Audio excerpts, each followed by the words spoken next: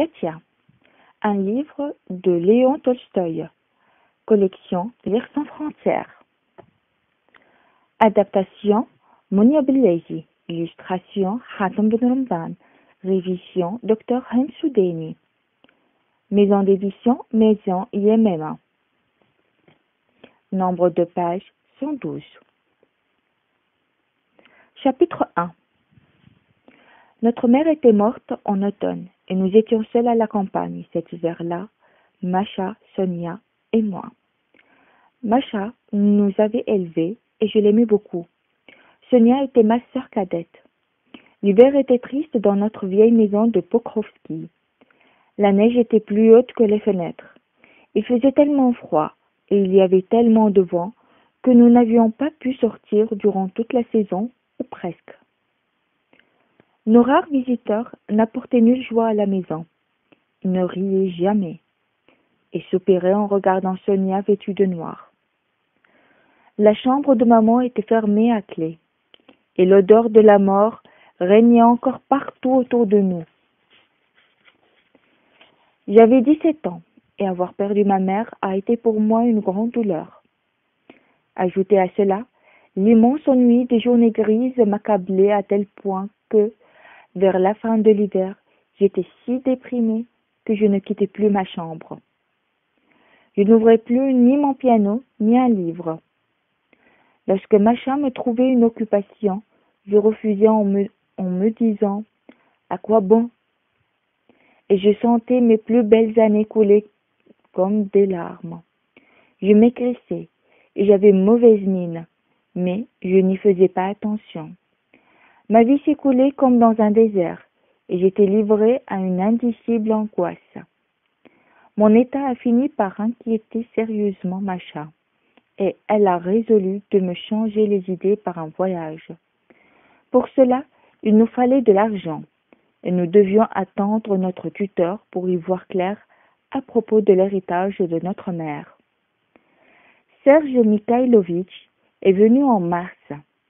Notre tuteur, qui était aussi notre voisin, avait été l'ami de notre défunt père, mais il était beaucoup plus jeune que lui. Depuis l'enfance, je l'aimais et je le respectais. Macha m'a dit que j'étais comme dans une ombre, sans pensée ni désir, et qu'il fallait que je me secoue pour qu'il ne soit pas choqué en me voyant. « Ma petite Katia, que penserait-il de toi ?»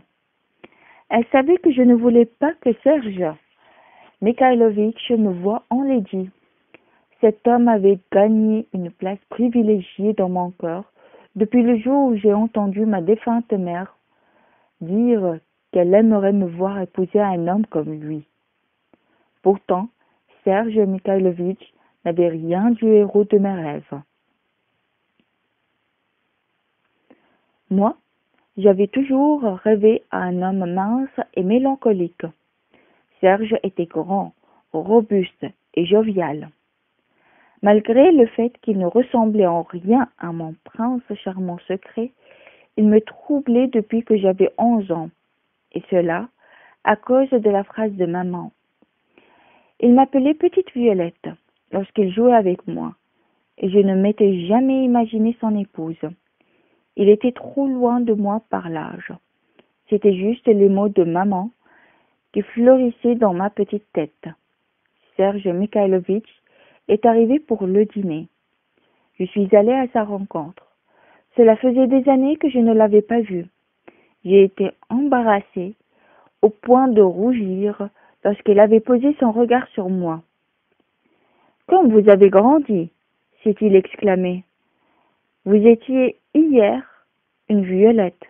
Aujourd'hui, vous êtes une rose épanouie. » Il a pris ma main dans la sienne et m'a regardé au fond des yeux. Il avait vieilli et bruni. Il avait laissé pousser ses favoris, mais il avait toujours son regard étincelant d'esprit, éclairant son visage ouvert. Son sourire rappelait toujours celui d'un enfant. Son arrivée a ranimé la maison et il a semé un brin de joie en chacun de nous. Contrairement aux autres, il ne se croyait pas obligé d'être triste car notre mère était morte. Il se montrait gai Elle ne disait pas un mot sur maman, au point que je trouvais cela étrange. J'ai vite compris qu'elle le faisait exprès pour nous distraire.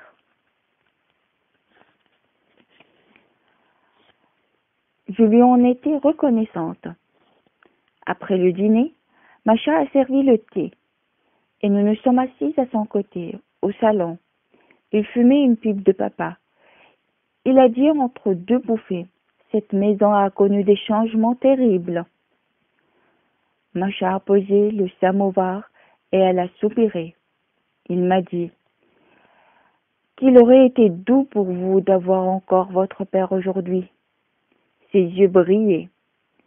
Macha a murmuré. Et voilà que Dieu a aussi rappelé notre mère. Et elle s'est mise à pleurer. Il s'est encore retourné vers moi en me demandant de lui jouer un morceau. Il a ouvert le cahier de musique en m'indiquant l'adagio de la sonate de Beethoven, quasi una fantasia.